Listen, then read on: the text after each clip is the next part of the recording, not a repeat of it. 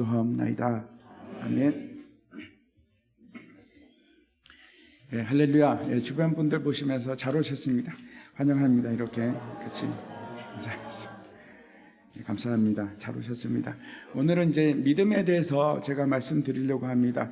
예수님께서 세 제자 베드로와 야고보와 요한과 함께 이제 산에 올라갔는데 거기서 변형된 모습을 그 제자들에게 보여주셨습니다. 그리고 이제 하늘에서 소리가 납니다. 내 사랑하는 아들, 내 기뻐하는 자요, 내 사랑하는 아들이 너희는 그의 말을 들으라. 이렇게 이제 하나님의 음성이 들립니다. 얼마나 황홀했을까요? 얼마나 참 떠나고 싶지 않은 기막힌 경험을 하지 않았습니까? 하지만 거기서 머물러 있을 수는 없습니다. 산에서 내려와야 합니다. 할 일이 있습니다. 우리는 이상만으로 살아가는 그런 사람들이 아니고 꿈으로만 살아가는 것이 아니고 현실 속에서 살아가는 사람들입니다. 우리가 살아가는 곳은 저 높은 산 위가 아니고 산 아래 세상에서 살아갑니다. 산에서 밑으로 내려올 때 예수님께서 세 제자에게 이제 말씀을 하십니다. 너희가 본 것에 대해서 아무에게도 얘기하지 말라. 함구령을 내리십니다. 언제까지? 예수님께서 부활하실 때까지 아무에게도 얘기하지 말라 하는 말씀을 하셨는데 여기까지 이제 지난주에 우리가 살펴봤습니다. 오늘 말씀은 그 산에서 내려오고 난 후에 산 아래에서 발생된 문제입니다. 산 아래는 늘 문제가 많습니다. 산 위하고 다릅니다. 계속해서 우리가 세상과 동떨어져 좀 거룩한 삶을 살 수 있으면 참 좋겠는데 그렇지 않고 우리는 늘 이 세상 속에서 문제와 부딪히고 문제를 해결하면서 그렇게 살아야 됩니다. 그래서 많은 문제들이 우리 앞에 있고 우리가 편한 날이 그렇게 많지 않습니다. 손에 꼽아야 할 정도로 그렇게 많지 않습니다. 내려오자마자 이제 시끄러운 소리가 나고 싸움이 일어나고 있었습니다. 한 사람이 막 달려와서 예수님 앞에 이제 꿇어 엎드리는데 그 자식 때문에 그렇습니다. 그 자식이 귀신이 그 얘기를 합니다. 아들이 귀신이 들렸습니다. 아들이 귀신이 들렸는데 문제가 있는데 제자들이 그 귀신을 쫓아내질 못한 겁니다. 그 아이를 고치지 못했습니다. 어떤 일이 일어났는지 오늘 본문을 살펴보도록 하겠습니다. 마태복음 피시고 17장입니다. 17장 14절부터 20절까지 말씀인데 한 절씩 교독하도록 하겠습니다. 제가 먼저 읽겠습니다. 그들이 무리에게 이르매 한 사람이 예수께 와서 꿇어 엎드려 이르되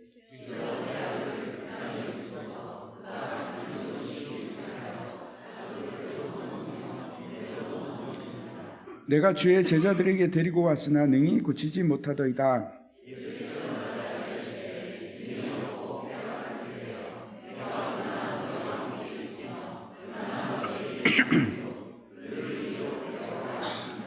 이에 예수께서 꾸짖으시니 귀신이 나가고 아이가 그때부터 나으니라.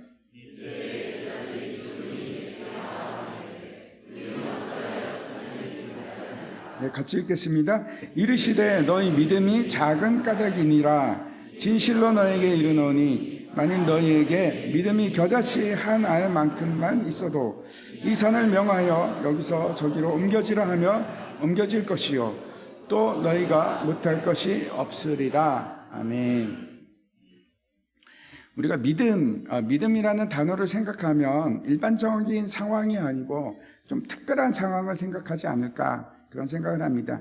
일반적인 상황에서도 믿음이라는 것이 필요할까요? 믿음이 아니고 우리가 상식으로 살아가면 되지 않을까? 그런 생각을 하지 않으십니까? 하지만 사실 우리가 하는 모든 행동의 기초는 믿음으로부터 시작합니다. 예를 들어서 지금 여기 계신 분들이 다 이제 의자에 앉아 계시는데 앉으실 때 어떻게 하셨습니까? 믿음으로 앉으셨습니다. 이게 혹시 무너질까, 부러질까 그런 생각 안 하셨죠? 당연히 괜찮으리라 이렇게 생각하시고 털썩 주저앉으셨을 겁니다. 믿음입니다. 여러분이 무서워하고 있다면 그거는 틀림없이 여러분 그 순간 무서운 생각을 믿었기 때문에 그럽니다. 여러분이 이제 만약에 화가 나고 분노가 치밀어 오르면 왜 그럴까요? 그건 여러분 자신이 다른 사람으로부터 무시를 당하거나 아니면 평가절하를 당하고 있다 하는 믿음 때문에 화가 나기 시작한 겁니다. 그래서 이제 여러분이 이제 자기 방어 기제가 생겨서 자기를 방어하려고 하는 것이 이제 분노하는 겁니다. 만약 여러분이 교만하게 행동을 한다면 왜 그럴까요? 그거는 내 자신이 부족하다는 믿음 때문에 그렇습니다. 그래서 자랑으로 여러분 자신을 보상하기 위해서 그래서 이제 교만한 모습을 보여주는 겁니다. 자기에게 보상을 주기 위해서. 제가 말씀드리는 것은 여러분의 감정의 원인도 또 상당히 많은 부분이 여러분의 믿음에 기초하고 있습니다. 모든 것이 그렇습니다. 이것뿐만 아니고 여러분의 행동도 그렇고 현재와 미래도 여러분의 살아가는 방식에 있어서도 내가 무엇을 믿는가 하는 것은 여러분의 삶의 방식에 영향을 미칩니다. 관련되지 않은 것이 아무것도 없습니다. 제 아내가 이제 얼마 전에 그 친구가 한의사인데 만나고 오더니 먹는 음식이 완전히 달라졌습니다. 체질에 따라서 좋은 음식이 있고 나쁜 음식이 있다고 그걸 철저히 지키는 겁니다. 그래서 이제는 안 먹는 음식이 굉장히 많이 생겼습니다. 믿음 때문에 그러죠. 그게 좋다는 믿음, 확실한 믿음을 가지고 살아가는 것 같습니다. 어떤 사람은 운동에 이제 자신의 삶에 가장 중요한 운동이 자기 삶에 있어서 가장 중요한 영역이라고 부분이라고 믿습니다. 그래서 열심히 운동을 합니다. 매일 운동을 합니다. 제가 아는 교수님이 한 분 계신데 그분은 굉장히 건강하십니다. 근데 그분이 하는 운동은 숨쉬기 운동밖에 없습니다. 다른 거 전혀 안 합니다. 일절 안 하시는데 그렇게 얘기하십니다. 사람은 숨쉬기 운동하는 걸 충분해. 굉장히 건강하시고 그분은 그렇게 믿음대로 살아가십니다. 현재 여러분이 믿고 있는 것이 무엇인가에 따라서 여러분의 모든 행동이 달라질 겁니다. 만약에 여러분을 지키고 보호하는 것이 돈이라고 생각한다면 그러면 당연히 돈을 따라갈 것이고 돈을 숭배할 겁니다. 믿음 때문에 그런 겁니다. 만약 세상을 살아가는데 좋은 학력이 필요하다 그렇게 믿으십니까? 그러면 좋은 학력을 가지기 위해서 모든 노력을 다 기울이겠죠. 근데 어떤 사람은 나는 그거 별로 중요하게 생각하지 않다, 나는 그거 중요하지 않아 이렇게 생각을 한다면 그게 그 사람의 믿음이라면 다른 길을 택할 수 있습니다. 그래서 지금 믿는 바에 의해서 우리 감정도 달라지고 우리 행동하는 것도 달라질 뿐만 아니고 우리의 미래까지 달라질 수 있습니다. 우리의 믿는 바에 의해서. 그래서 지금 내가 무엇을 믿고 있는가 하는 것은 여러분 굉장히 중요한 문제입니다. 여러분 한번 생각해 보십시오. 정말 내가 무엇을 믿고 있고 그래서 내가 어떻게 행동하고 있는지, 내 삶의 방식은 어떻게 되어가고 있는지 잘 생각해 보시기 바랍니다. 잠언 14장에 보면 이런 말씀이 있습니다. 어리석은 자는 온갖 말을 믿으나 슬기로운 자는 자기 행동을 삼가느니라. 어리석은 자들은 아무 말이나 잘 믿는다고 그렇게 얘기하고 있습니다. 하지만 슬기로운 자, 지혜자는 어떻게 하는가 하면 아무거나 믿질 않습니다. 사람이 그 행하는 바는 그 사람의 믿음에 기초하고 있기 때문에 그 사람이 무엇을 행하는가를 보면 그 사람의 믿음을 알 수 있겠죠. 여기 보면은 이 사람은 조심을 합니다. 아무거나 마음대로 행동하지 않고 그건 무슨 뜻입니까? 그가 참과 거짓을 구분하고 있는 것이고 믿어야 할 것과 그렇지 않은 것을 지금 분별하고 있다는 의미입니다. 그게 지혜입니다. 어떤 믿음을 따라갈 것인가? 그게 지혜입니다. 사람이 믿는다고 해서 너도 나도 저 사람 따라서 다 믿어야 하나요? 아니요. 똑같이 믿어서는 안 됩니다. 그게 다 진리가 아니라서 그렇습니다. 여러분이 생각하거나 여러분이 느끼는 거 그거 믿어야 할까요? 아니요. 믿지 마십시오. 사람이 얼마나 오류가 많은지 모릅니다. 내가 생각하는 게 다 맞지 않습니다. 내가 느낀다고 해서 그게 진짜가 아닙니다. 진짜가 아닐 수 있는 가능성이 참 많습니다. 그래서 자기 자신을 믿는 것처럼 어리석은 일은 없습니다. 우리 자신을 믿는 것은 잘못된 일입니다. 우리는 사람을 믿는 것도 아니고 내 자신을 믿는 것도 아니고 우리는 믿음의 대상이 있습니다. 누구를 믿습니까? 하나님을 믿으시죠? 우리는 하나님을 믿는 사람입니다. 어떤 하나님을 믿으십니까? 여러분이 생각하는 하나님을 믿으십니까? 아니면 김정민 목사가 얘기하는 하나님을 믿으십니까? 아니면 성경이 말하는 하나님을 믿으십니까? 당연히 우리는 성경이 말하는 하나님을 믿는 사람들입니다. 제가 생각하는 하나님이 아니고 성경에 있는 하나님, 하나님의 말씀이 말하고 있는 그 하나님을 믿습니다. 다시 말씀드려서 우리가 믿는 모든 믿음의 체계의 내용은 어디서 비롯된 것인가? 성경입니다. 다른 것이 아니고 성경입니다. 하나님의 말씀으로부터 나온 것들입니다. 이 말씀을 통해서 하나님을 믿는 거고 이 말씀을 통해서 우리가 예수 그리스도를 믿는 겁니다. 여기서 설명하고 있고 말하고 있는 예수님입니다. 성경이 천국을 말하기 때문에 우리가 천국을 믿는 것이고, 성경이 의롭다 하니까 예수 그리스도로 말미암아 너희가 의롭게 되었다 그러니까 우리가 그걸 믿는 겁니다. 삶의 어떤 영역이든지 우리 마음에 무슨 생각을 하든지 그걸 나를 지배하고 있는 것이 뭔지 한번 살펴보십시오. 성경 말씀이 나에게 믿음의 가장 핵심인지, 나를 채우고 있는 게 뭔지, 사람들의 말인가? 아니면 세상이 주고 있는 메시지인가? 어떤 사람이 얘기한 것인가? 그에 따라서 우리는 전혀 다른 종류의 삶을 살아갈 수 있습니다. 우리의 미래가 바뀌는 겁니다. 우리의 믿음 체계 때문에 우리의 미래가 전혀 달라집니다. 우리는 정말 성경이 진리라고 믿고 이거 하나님 말씀이라고 믿고 살아갑니다. 여러분, 성경을 믿고 살아가고 성경이 여러분의 믿음 체계의 가장 중심에 있으면 놀라운 일이 일어납니다. 성경에는 여러분 4,000개가 넘는 하나님의 약속들이 있습니다. 근데 믿으십니까 그걸? 그걸 믿고 주신 약속이 있는 그 말씀대로 살아가면 하나님께서 그 약속들이 우리 삶 속에서 나타나기 시작하는 겁니다. 놀라운 삶이 되는 겁니다. 오늘 본문 말씀을 한번 살펴보도록 하겠습니다. 14절입니다. 17장 14절입니다. 그들이 무리에게 이르매 한 사람이 예수께 와서 꿇어 엎드려 이르되, 예수님께서 세 제자와 함께 산에서 이제 내려와서 밑에는 몇 명 있었을까요? 9명의 제자들이 기다리고 있었을 겁니다. 이제 그쪽으로 가는데 한 사람이 예수님 앞에 나온 그 일로부터 이제 사건이 시작이 됩니다. 이 일에 대해서 이제 마가는 마가복음에서 아주 상세하게 기록을 하고 있는데 그 본문을 한번 봤으면 좋겠습니다. 마가복음 9장입니다. 이에 그들이 제자들에게 와서 보니 큰 무리가 그들을 둘러싸고 서기관들이 그들과 더불어 변론하고 있더라. 지금 언쟁이 벌어진 겁니다. 많은 사람들이 삥 둘러싸갖고 웅성웅성하고 있고 그 가운데는 누가 있었을까요?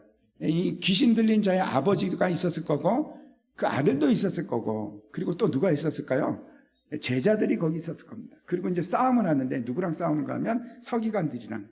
아마 서기관들이 이렇게 얘기하는 것 같습니다. 야, 너희 가짜 아냐? 이거 왜 못해? 우리 제자들은 다 하는데 너희는 왜 못하는 거야? 하고 조롱을 하고 있었던 것 같습니다. 아주 조롱하고 면박을 주고 무시하고 있는 거죠. 그래서 이제 싸움이 일어났습니다. 아니, 못할 수도 있는 거지 뭐. 맨날 하는 거야? 막 그러고 이제 싸웠는지도 모르겠습니다. 그런 와중에 예수님께서 도착을 하셨는데 사람들이 이제 예수님이 도착하자마자 반응을 보입니다. 왁 하고 이제 놀라면서 예수님 쪽을 바라보는데 그게 이제 마가복음에 나옵니다. 그랬더니 이제 이 아버지가 막 뛰어가서 예수님 앞에 무릎을 꿇고 달려와서 자초지정을 얘기하기 시작한 겁니다. 뭐라고 하는지 15절과 16절을 보시기 바랍니다. 주여, 내 아들을 불쌍히 여기소서. 그가 간질로 심히 고생하여 자주 불에도 넘어지며 물에도 넘어지는지라. 내가 주의 제자들에게 데리고 왔으나 능히 고치지 못하더이다. 아들이 간질이 있습니다. 그 이유가 귀신 때문인데 마가복음에는 아주 이거 세세하게 기록을 하고 있습니다. 증상에 대해서도 기록하는데 이 아이가 어릴 때부터 참 불쌍하죠. 어릴 때부터 귀신이 들려가지고 갑자기 막 팍팍 거꾸러지는 겁니다. 입에서 거품을 물고 이를 갈고 그뿐만 아니고 얼굴이 창백해진다. 이건 이제 파리해졌다 이렇게 되어 있는데 그게 어떤 건가 하면 이제 죽어가는 겁니다. 말라가는 겁니다. 죽어가고 있는 그런 상황입니다. 문제는 이제 이 귀신이 그냥 이 아이를 두는 것이 아니고 계속 물을 보면 물에 뛰어들게끔 만들고 불이 있으면 그 물 속으로 들어가게끔 죽이려고, 그 아이를 죽이려고 그러고 있는 겁니다. 또 이 귀신이 어떻게 했는가 하면 귀를 멀게 해서 듣지도 못하게 합니다. 그러니까 당연히 말도 못하죠. 말 못하는 벙어리라고 다른 이제 복음서에서는 기록하고 있습니다. 저희 누님이 이제 좀 일찍 돌아가셨는데 간질 증상이 있었습니다. 지금은 이제 뇌전증이라고 하지 않습니까? 근데 그 증상이 언제 시작했는가 하면 제가 기억을 하는데 누나가 고등학교 2학년 때 이제 버스를 타고 가다가 갑자기 팍 쓰러졌습니다. 굉장히 놀랐었는데 그때부터 이제 조금씩 그 증상이 더 많아지는 겁니다. 쓰러지는 비율이 자꾸 늘어나기 시작했습니다. 그때는 이제 MRI 촬영도 안 되고 또 간질에 대한 이해도 잘 없었기 때문에 저희 어머니는 이걸 이제 영적인 현상으로 받아들였습니다. 왜 그런가 하면 갑자기 쓰러질 뿐만 아니고 그 누님이 그러더라고요. 귀에서 무슨 말하는 소리가 자꾸 들린대요. 그래서 이거 틀림없이 귀신 소리구나 그렇게 생각을 했습니다. 근데 결국 이제 나중에 이제 눈에 암이 생겼고 그게 이제 퍼져서 이제 폐로 가서 이제 돌아가셨습니다. 젊은 나이에 돌아가셨는데 우리 딸도 이제 뇌전증이 있었습니다. 증상이 이제 발작이 일어났는데 초등학교 5학년 때 이제 처음 그걸 이제 알게 됐습니다. 그 전에도 조금씩 있었는데 몰랐다가 이제 발견하게 됐습니다. 그래갖고 이제 보니까 뇌에 암이 있는 겁니다. 종양이 큰 게 있어가지고 그 수술을 했습니다. 그래서 잘 됐고 지금은 괜찮습니다. 근데 그때 제가 이해를 했습니다. 누님이 그때 뇌전증 이유가 뇌에 종양이 있었구나, 암이었구나. 그래서 그게 퍼져서 눈으로 갔고 온몸에 퍼지기 시작했구나. 그게 이제 이해가 된 겁니다. 간질의 원인이 여러 가지가 있습니다. 결국 이제 뇌에 문제가 생기는 건데 독극물이 들어가서 뇌가 파괴돼서 그럴 수도 있고 아니면은 뇌 하여튼 문제가 생긴 건데 때로는 감염이 돼서 바이러스가 침투해서 그럴 수도 있습니다. 제가 이제 이란에 있을 때 가까이 있던 선교사님인데 뇌출혈이 일어났습니다. 그래갖고 급히 이제 이란에서 가장 좋은 병원으로 갔습니다. 그래갖고 수술을 잘 마쳤는데 얼마 되지 않아서 거기 이제 감염이 된 겁니다. 감염이 돼가지고 뇌를 굉장히 많이 드러냈는데 한 3분의 1을 드러냈습니다. 그래가지고 그때부터 이제 간질 증상이 나타나더라고요. 지금도 살아 계십니다. 지금 이제 1급 장애인인데 그래도 터키에 계십니다. 지금 터키에 계신데 그래서 지금은 간질의 원인을 다 아는가? 아닙니다. 다 알지 못합니다. 그 이유를 다 알지 못하고 원인이 없는 경우가 참 많이 있습니다. 옛날에는 우리나라에도 귀신 때문에 발작하는 사람 참 많았거든요. 저는 어릴 때 참 많이 봤습니다. 그래서 축기하는 것도 보고 쫓아내. 저도 이제 터키에 갔을 때 터키 가니까 또 많이 있었습니다. 제가 선교사고 하니까 그런 장면들을 많이 봤는데 예배하고 있으면 막 팍팍 쓰러져가지고 막 거품 물고 그러면 이제 축기도 하고 축기를 하다가 실패할 때도 있고 막 그랬습니다. 제가 말씀드리는 것은 귀신에 의해서 간질 발작 증상이 나타나는 게 굉장히 일반적이다 하는 말씀을 드리는 겁니다. 그러면 예수를 믿는데도 귀신이 들어가서 간질 증상이 생길 수 있을까요? 저희 어머니는 그렇게 생각을 하셨습니다.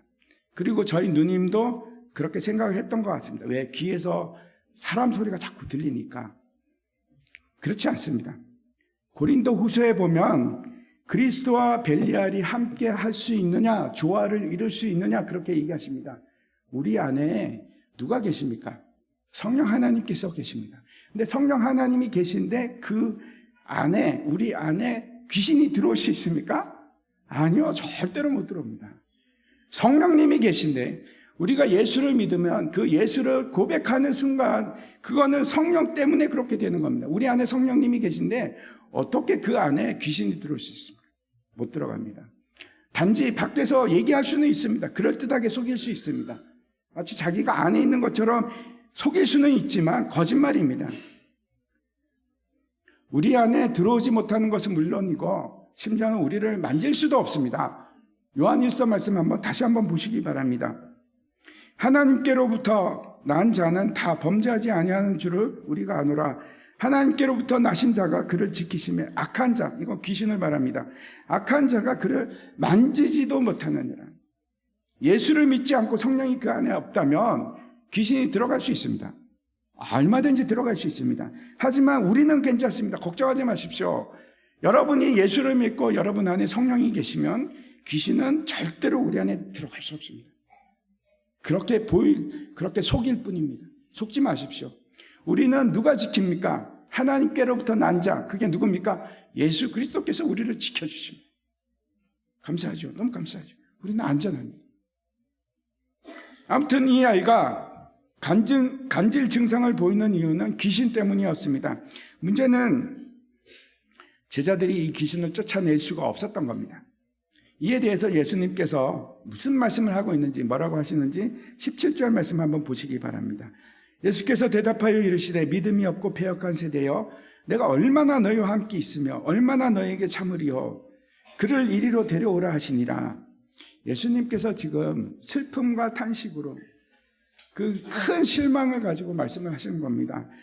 이 믿음이 없고 패역한 세대야. 이 패역했다는 것은 무슨 뜻인가 하면 왜곡이 되고 길을 잘못 드는 것. 전혀 지금 다른 방향으로 가고 있는 상태. 그걸 이제 패역이라고 하는 단어입니다. 이거 아주 강하게 말씀하고 있습니다. 너희가 믿음이 없고 지금 엉뚱한 곳으로 가고 있지 않느냐. 내가 얼마나 너희와 함께 할 것이고 내가 얼마나 너희를 참아야 하겠느냐. 그렇게 말씀하십니다. 앞에서 제가 말씀드린 것과 같이 하나님의 말씀을 믿는 것이 아니고 다른 믿음의 체계를 지금 받아들이는 겁니다. 다른 생각을 가지고 그리고 다른 방향을 향하고 있는 겁니다. 거기에 대해서 예수님께서 믿음이 없는 세대, 내가 얼마나 너희와 함께 하겠냐라고 얘기하십니다. 이때가 언제쯤일까요? 오병이어 사건이 일어난 거는 그때 이제 6월절이 가까이 왔더라 이렇게 얘기하고 있기 때문에 오병이어는 언제 일어났습니까? 6월절에 일어났습니다. 6월절 근방에 일어난 겁니다. 그리고 그 다음 6월절에 예수님께서 십자가에서 죽으시고 부활하십니다. 그러니까 지금 이 사건은 6월절과 6월절 사이입니다. 이때가 언제일까요? 우리가 추측할 수 있는데 만약 베드로가 변화산에서 그 엘리야와 모세와 예수님께서 함께 있는 걸 보고 초막 셋을 짓겠다고 얘기하지 않습니까? 어쩌면 베드로가 그때 장막절이어서 그런 얘기를 했을 수도 있습니다. 만약에 이 사건이 장막절 때였다 그러면 얼마나 남았는가 하면 6월절까지 예수님께서 십자가에 달리시기까지 6개월 남았습니다. 시간이 없죠. 정말 시간이 없습니다. 예수님께서 그러는 겁니다. 시간이 없는데 너는 정말 나를 실망시키는 거야.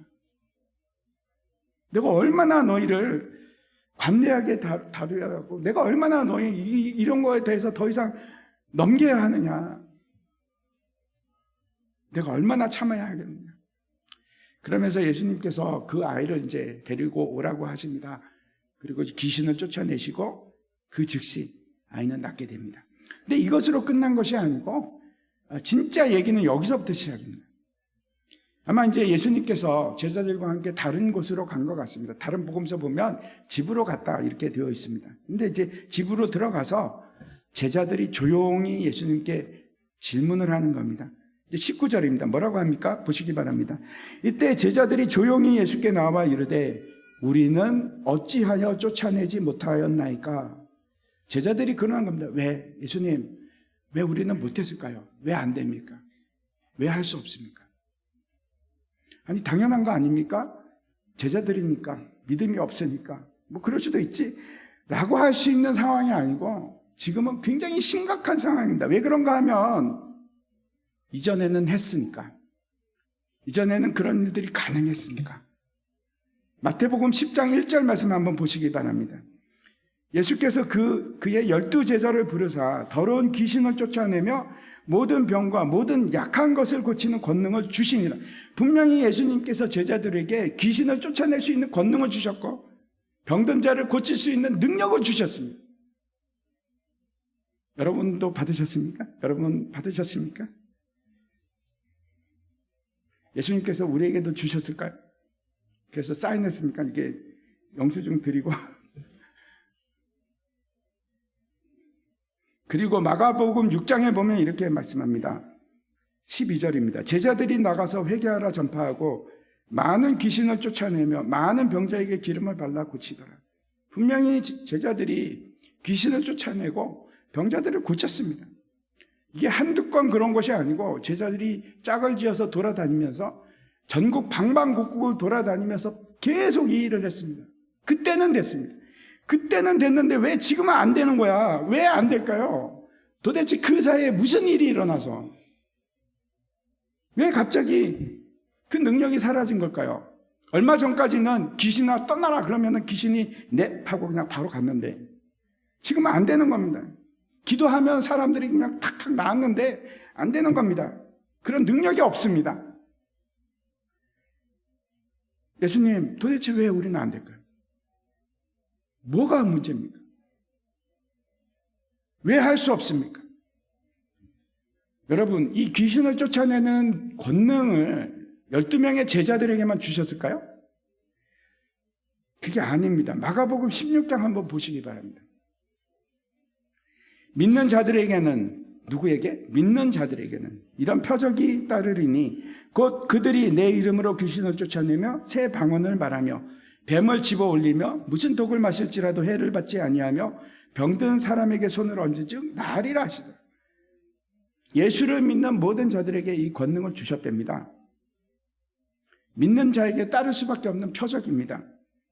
목사만 이런 일을 하는 것이 아니고 여러분도 이런 일을 하시는 겁니다. 그 권능을 다 주셨습니다. 믿는 사람 모두에게 주셨습니다. 이게 믿는 사람들이 세상을 향해서 나타내는 표적입니다. 증거입니다. 근데 예수님께서 뭐라고 하실까요? 궁금하시죠? 한번 보시기 바랍니다. 20절입니다. 같이 한번 읽겠습니다. 시작. 이르시되 너희 믿음이 작은 까닭이니라. 진실로 너에게 이르노니 만일 너에게 믿음이 겨자씨 하나만큼만 있어도 이 산을 명하여 여기서 저기로 옮겨지라 하면 옮겨질 것이요 또 너희가 못할 것이 없으리라. 그렇게 하지 못하는 이유에 대해서 말씀하고 있는데 뭐라고 하십니까? 너희 믿음이 작기 때문이다. 그리고 겨자씨에 대해서 말씀을 하십니다. 겨자씨는 우리가 알고 있는 굉장히 작은 씨앗을 말합니다. 그런데 예수님께서 이렇게 얘기하시는 겁니다. 너희 믿음이 만약 겨자씨만 한다면 이 산들로 지금 명에서 저기로 옮기려 하면 옮겨졌을 텐데. 그래서 제자들의 믿음이 겨자씨만 하다는 겁니까? 아니면 작다는 겁니까? 없다는 겁니까? 무슨 얘기입니까? 너희가 그 믿음이 겨자씨만 한다고 할지라도 너희가 못할 것이 없는데 뭐든지 할 수 있을 텐데 라고 얘기를 합니다. 그 무슨 얘기일까요? 이게 도대체 무슨 얘기예요? 그래서 이 말은 제자들의 믿음이 하나도 없어서 겨자씨만도 못한 믿음이라는 걸까요? 그래서 제자들은 믿음이 지금 하나도 없습니까? 그렇지 않습니다. 제가 이렇게 확실하게 얘기할 수 있는 것은 며칠 전의 사건 때문에 그렇습니다. 가이사랴 빌립보에서 너희는 나를 누구라 하느냐 그랬더니 베드로가 대표로 얘기합니다. 제자들의 대표로 얘기한 겁니다. 주는 그리스도시요 살아계신 하나님의 아들이십니다. 아주 분명하게 믿음을 고백했습니다. 믿음이 있습니다. 그러면 도대체 이 말씀은 어떤 뜻일까요? 작은 믿음이라는 건 도대체 뭐가 작은 믿음일까요? 이 믿음이 작다 하는 것은 그렇죠. 믿음이 없다는 뜻은 아닙니다. 믿음이 없다는 거하고 좀 다르죠. 하지만 믿음이 작기 때문에 너희에게 아무런 권능이 나올 수 없고 할 수 있는 것은 아무것도 없다. 그런 뜻일까요? 생각해 보시기 바랍니다. 우리가 믿음이 있다면 그런데도 불구하고 의심할 수 있습니까? 예, 있습니다. 여러분 많이 하시잖아요. 아무도 왜 대답을 안 하십니까? 하시잖아요. 하나님 믿으면서 죽음에 대해서 두려워할 수 있고 하나님 믿는데 분명히 하나님을 믿고 있는데 세상이 막 두렵고 의심하고 가능하죠. 예, 그렇게들 합니다. 하지만 괜찮습니다. 왜? 우리에게 믿음이 있다면 그 믿음은 비록 너무나 작은 믿음이라고 할지라도 그것이 우리 능력의 시작이라서 그렇습니다. 예수를 믿는데 처음부터 큰 믿음을 가지고 시작하는 사람은 아무도 없습니다. 아무도 없습니다.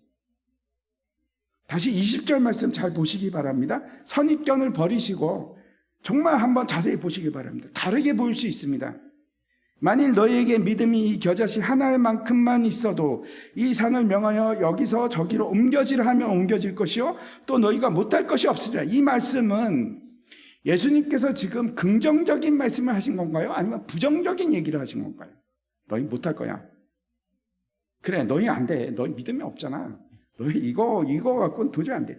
너무 작아서 아니 겨자씨만도 못하네. 아니 이거 갖고 어떻게 하려고 그래. 이런 얘기일까요?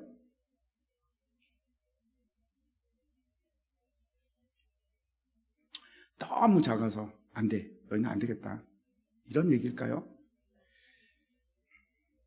우리가 잘 알고 있듯이 겨자씨는 아주 작은 씨앗입니다. 그렇죠? 근데 그것이 땅에 심기면 이게 막 자라기 시작해서 그 안에 놀라운 비밀이 있습니다.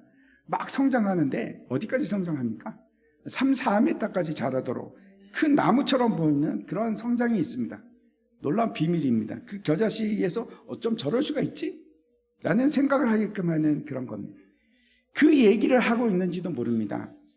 제가 이제 이걸 가만히 보면서 아니 이거 내가 생각하던 거하고 다른데 이런 생각이 들기 시작했습니다. 겨자씨만한 진짜 작은 믿음을 너희가 가지고 있다면 여러분 그 믿음 가만히 있지 않습니다. 자랍니다.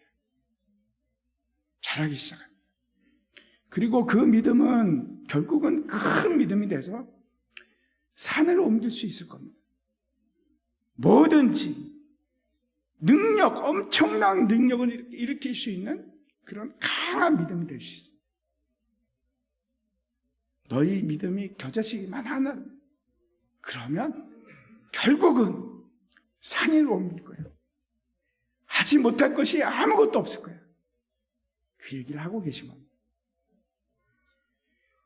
예수님께서 작은 믿음에 대해서 몇 군데 이제 말씀하신 곳이 있는데 한번 보시기 바랍니다.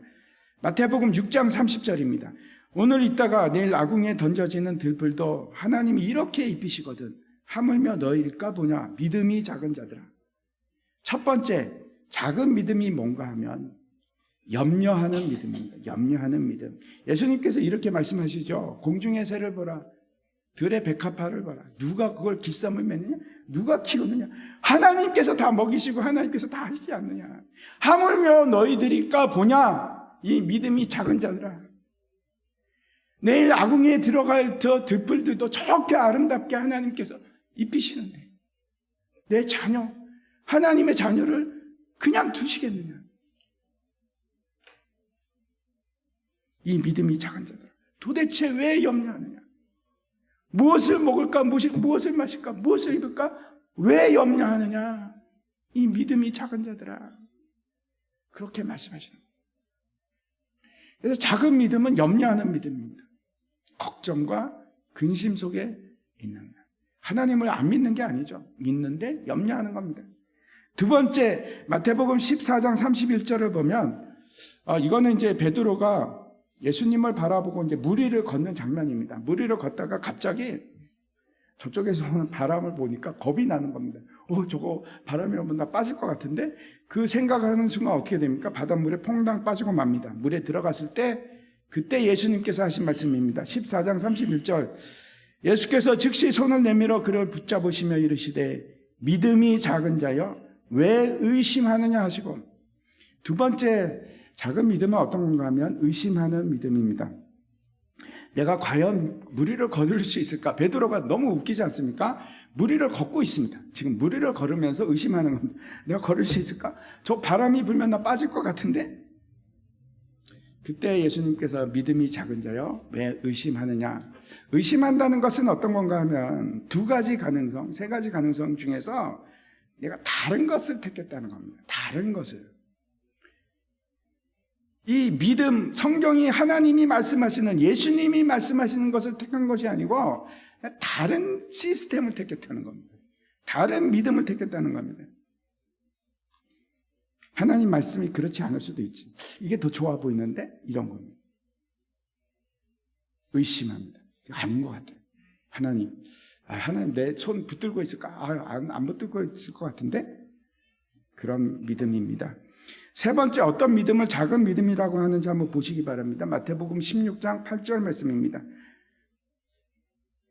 예수께서 아시고 이르시되 믿음이 작은 자들아 어찌 떡이 없으므로 서로 의논하느냐. 이 장면은 어떤 장면인가 하면 이제 바리새인들이 찾아옵니다. 표적을 보여달라. 그랬더니 예수님께서 내가 보여줄 수 있는 표적은 요나의 표적밖에 없다. 그 얘기를 하고 이제 돌아오시면서 제자들에게 바리새인들의 누룩을 조심하라. 그들의 외식 밖으로 드러나는 모습, 그들의 생각하는 것들 조심하라 이렇게 얘기합니다. 그랬더니 이제 제자들이 오해를 합니다. 누룩 얘기를 하니까 떡 얘기인가? 그러면서 아이고 큰일 났네. 떡을 안 갖고 왔네. 그리고 이제 난리가 나서 제자들끼리 이제 의논을 하고 있을 때 예수님께서 보시고 믿음이 작은 자들아 이렇게 얘기하십니다. 이때가 언젠가 하면 오병이어를 경험한 바로 직후입니다. 예수님께서 그러시는 겁니다. 기적을 체험했음에도 불구하고 영적인 세계를 봤음에도 불구하고 그 생각은 어디에 머물러 있는가 하면 이 세상의 시스템, 세상적인 생각 세상적 가치관 한 장 넘겨주십시오. 거기에 있습니다. 영적인 걸 깨닫지 못한 겁니다. 물질 중심이 그 마음속에 있는 겁니다. 경제적인 생각, 우리가 생각하는 경제 논리, 모든 물질 그 사고의 중심이 거기에 있습니다. 세상에 있습니다. 세상의 법칙, 영적인 법칙이 아니고 그걸 경험했음에도 불구하고 그런 겁니다. 우리도 그럴 때가 있죠. 은퇴하고 나서 어떡하냐. 내가 경제적으로 이게 그래 역시 돈을 모아야 돼. 이거 뭐 그거는 뭐 하나님 믿음하고 상관없어. 이거 모아야 돼. 그런 생각입니다. 경제 논리, 물질의 논리, 그게 우리를 압도할 수 있죠. 그걸 보고 예수님께서 작은 믿음이라고 얘기를 하시는 겁니다. 우리의 모습이기도 합니다. 우리는 어떻게 하면 자라날 수 있을까요? 우리 믿음을 자라게 할 수 있을까요? 어떻게 하면 산을 움직일 수 있는 그런 강한 믿음을 가질 수 있을까요? 그런 큰 믿음을 가질 수 있을까요? 우리가 이제 본문 20절까지 읽었지만 사실 이제 21절이 있습니다. 보시면은 없음 이렇게 되어 있을 겁니다. 그 말은 어떤 뜻인가 하면 다른 사본에는 있다라는 뜻입니다. 킹 제임스 버전 같은 경우에는 21절이 있습니다. 제가 한번 읽어드리겠습니다. 이렇게 되어 있습니다. 그러나 이런 종류는 기도와 금식에 의하지 않고는 나가지 아니하느니라. 마가복음에서 뭐라고 말씀하시는가 하면 똑같은 말씀을 하시는데 9장 29절에 보면 이렇게 되어 있습니다. 이르시되 기도 외에 다른 것으로는 이런 종류가 나갈 수 없느니라 하시니라. 어떻게 하면 우리 믿음이 자랄 수 있을까? 첫 번째는 기도입니다. 기도하십시오. 기도의 자리로 가십시오. 기도는 하나님께 간구하는 것을 넘어서서 기도는 그 가장 기초가 뭔가 하면 하나님과 교제하는 자리입니다. 하나님과 대화하는 자리입니다. 그 자리로 가십시오. 하나님과 대화하십시오. 하나님과 친밀히 얘기를 나누십시오. 하나님과 친밀하지 못하면 우리는 점점 하나님과 멀어지는 겁니다. 그때 우리에게는 능력이 없습니다. 우리에게 신앙이 점점 약해지기 시작합니다. 하나님과 거리와 상관이 있습니다. 가까이 있으면 우리에게는 강한 믿음이 생깁니다. 그래서 그 자리로 가십시오. 하나님과 대화의 자리, 기도의 자리로 가십시오. 그리고 다시 하나님과 친밀함을 유지하십시오. 골로새서 4장 12절 말씀 보시면 에바브라가 너희에게 문안하느니라. 그가 항상 너희를 위하여 애써 기도하여 너희로 하나님의 모든 뜻 가운데 완전하고 확신 있게 서기를 구하나니. 기도하는 것이 쉽지 않습니다. 저도 쉽지 않습니다. 하지만 여기 보면 에바브라가 얼마나 대단한가 하면 어떤 기도를 하고 있습니까? 다른 사람의 믿음을 위해서 기도를 하고 있습니다. 우리가 이제 기도할 때 보통 내가 구하는 거, 내가 요구하는 거, 내가 채우기를 원하는 거, 이런 기도 제목을 내고 기도해 달라고도 하고 그렇습니다. 근데 에바브로는 지금 사람들의 믿음을 위해서 기도합니다. 여러분도 제가 한번 권면드립니다. 순회에서 공동체에서 함께하는 사람들과 기도해 보시기 바랍니다. 김 집사님의 믿음을 위해서, 이 집사님의 믿음을 위해서 우리 같이 기도합시다. 나를 위해서, 내 믿음을 위해서 기도 좀 해주십시오. 그리고 한번 기도해 보십시오. 분명히 여러분의 신앙이 자랄 겁니다. 우리가 또 하나님을 알기 위해서 기도해야 됩니다. 하나님을 더 확실하게 안다면 우리는 더 하나님을 신뢰할 수 있을 겁니다. 그 하나님을 더 알아갈 때 에베소서 3장 19절 말씀 보면 그 너비와 길이와 높이와 깊이가 어떠함을 깨달아 하나님의 모든 충만하신 것으로 너희에게 충만하게 하시기를 구하노라. 알아가시기 바랍니다. 하나님을 깊이 알아가기 위해서 기도하시기 바랍니다. 뿐만 아니고 우리는 하나님을 더 신뢰하기 위해서 기도해야 됩니다. 그걸 구하십시오. 또 하나님께 지혜를 달라고 구하십시오. 기도하십시오.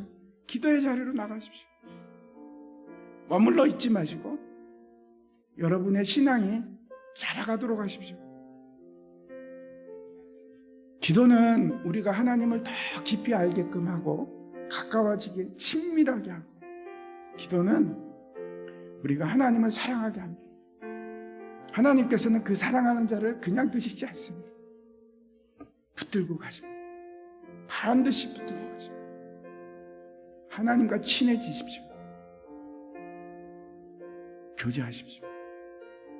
두 번째, 우리가 믿음을 자라게 하기 위해서 뭘 하면 좋을까요? 해야 될 것이 있습니다. 말씀을 보십시오. 그리고 말씀을 들으십시오. 우리가 잘 아는 말씀입니다. 로마서 10장 17절 말씀 한번 보시기 바랍니다. 우리 이거 같이 읽었으면 좋겠습니다. 시작. 그러므로 믿음은 들음에서 나며 들음은 그리스도의 말씀으로 말미암느니라. 말씀을 듣는 겁니다. 그때 우리의 믿음이 자라기 시작합니다. 말씀이 우리 안에 충만하게 되면 그때 우리는 어떤 현상이 일어나기 시작하는가 하면 말씀의 지배를 받기 시작합니다. 그 말은 우리가 말씀에 순종하는 사람으로 변해간다는 뜻입니다. 말씀이 여러분을 채우잖아요. 그러면 그게 가만히 있는 것이 아니고 그 말씀이 여러분을 압도하고 지배하고 통치하기 시작합니다. 그래서 아침에 큐티하십시오. 말씀을 보십시오. 시간이 나면 말씀을 보십시오. 기도하시고 또 말씀도 보십시오. 결국 강하고 큰 믿음이 된다는 것은 어떤 일인가 하면 우리를 통해서 하나님의 능력이 일어나는 거죠. 그걸 뭐라고 합니까? 성령 충만이라고 합니다. 성령 충만은 결코 여러분 말씀 충만과 다르지 않습니다. 에베소서 말씀 한번 보여주십시오. 5장 18절입니다. 술 취하지 말라. 이는 방탕한 것이니 오직 성령으로 충만함을 받으라. 성령 충만한다는 것은 어떤 것인가 하면 어떤 신비로운 상태에서 그 상태가 유지되는 것, 그런 거 아닙니다. 그런 게 아니고 말씀이 채워져서 말씀 속에서 거하고 순종하는 상태. 하기 싫어도 그래도 하나님 말씀이니까 내가 순종해야지. 그게 성령 충만입니다. 미운 사람을 봤는데 저러면 안 되지. 그래, 내가 사랑하자, 도와주자. 그게 성령 충만입니다. 화내지 말라고 했으니까 그래, 오늘 또 한번 참아볼까? 라고 하는 것이 성령 충만입니다. 남에게 나쁜 말 하지 않는 것이 그게 성령 충만입니다. 왜? 그게 어떻게 일어날까요? 말씀이 채워집니다. 말씀으로 채우십시오. 말씀이 여러분 안에 거하면 그런 일이 일어나기 시작합니다. 마지막으로 믿음이 자라기 위해서 우리가 해야 할 것이 있습니다. 앞에서 우리가 마태복음 이제 17장 21절 말씀 봤는데 없는 절이었죠. 거기 마가복음하고 똑같은 얘기가 사실 거기에 있습니다. 기도와 금식에 의하지 않고는 나가지 아니하리라. 이렇게 말씀하고 있는데 이게 어떤 걸까요? 기도와 금식 의하지 않고는. 이거는 어떤 건가 하면 경건의 연습을 말합니다. 경건의 훈련을 얘기하는 겁니다. 디모데전서 말씀 한번 보시기 바랍니다. 망령되고 허탄한 신화를 버리고 제발 좀 그런 거 버려라. 그 말도 안 되는 것 좀 버리고 경건에 이르도록 정말 중요한 거는 네 자신을 연단하는 것이다. 내 몸을 쳐서 복종케 해라. 훈련해라. 연습해라. 육체의 연단은 약간의 유익이 있지만 경건은 여러분이 이렇게 보디빌딩하고 내 음식을 챙기고 잘하고 이거 유익이 있습니다. 그런데 경건은 뭐라고 합니까? 범사에 유익하니 금생과 내생에 약속이 있다고 그렇게 말씀합니다. 경건한 삶을 살아가는 겁니다. 그 훈련하는 겁니다. 거룩하게 살기 위해서 그렇게 노력하고 사는 겁니다. 하나님 말씀에 따라 살려고 그렇게 하는 겁니다. 그게 훈련입니다. 그때 우리가 거룩해지기 시작합니다. 다르지 않습니다. 같은 얘기입니다. 그때 우리가 변화되기 시작하고 그때 우리 신앙이 자라기 시작합니다. 우리가 때때로 이제 의심이 들 때가 있습니다. 정말 그럴까? 정말 하나님께서 나를 붙들고 계실까? 때로는 염려하고 근심이 막 나를 압도해서 막 숨을 못 쉴 정도로 그럴 때가 있으시죠? 때로는 그 세상의 틀을 사고적인 생각 벗어나지 못해서 여전히 영적인 일은 뒤로 제껴놓고 현실적인 일에 매달려서 그렇게 생각할 수도 있습니다. 믿음이 작을 수 있습니다. 근데 그때 우리가 해야 될 것이 뭔가 하면 제가 너무 뻔한 얘기하죠. 근데 이게 진리라서 그렇습니다. 다시 기도의 자리로 돌아갑니다. 다시 말씀으로 돌아가십시오. 그게 맞습니다. 그게 예수 믿는 겁니다. 그게 잘하는 겁니다. 경건에 훈련을 하십시오. 진실된 삶을 연습하시고 거룩한 삶을 훈련하십시오. 죄를 버리시고 떠나시고 몸을 쳐서라도 그렇게 하는 겁니다. 그게 어떤 건가 하면 하나님 행하실 일을 위해서 또 한 걸음 내딛는 일, 또 한 걸음 앞으로 전진하는 일입니다. 그때 우리의 믿음이 자라기 시작해요. 결국은 하나님께서 우리를 완성된 모습으로 큰 믿음으로 만들어 가실 겁니다. 어떤 사람은 더디게 오죠. 어떤 사람은 죽을 때나 돼서야 그때나 이루어지는데, 어떤 사람들은 지금 막 일어나기 시작하는 겁니다. 그래서 놀라운 능력의 삶을 살기 시작할 수 있습니다.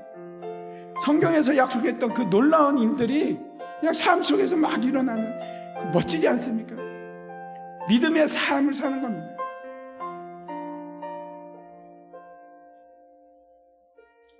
그 일이 다 우리에게 일어날 겁니다. 우리는 지금 시작은 너무나 작죠. 겨자씨만은 괜찮습니다. 한 걸음씩 한 걸음씩 전진하는 겁니다. 결국은 산을 옮길 겁니다. 우리 앞에 있는 산이 사라지고, 산이 깎여서 평지가 되고, 높은 산이 바다에 던져서 메꿔지고, 그래서 예수님이 오시는 그 길을 평탄케 하고 예비하고 나아가는 사람들이 될 겁니다. 놀라운 일들이죠. 그 일들이 우리를 통해서 이루어집니다. 반드시 누구를 통해서 이루어지겠습니까? 우리들 중에 믿음의 삶을 사는 사람들을 통해서 그 일들이 이루어지고, 그때 예수님이 다주실 거예요. 우리가 예비가 되었을 때 그 일을 위해서 한 걸음씩 나아가시길 바랍니다. 다 함께 일어나셔서 우리 찬양했으면 좋겠습니다.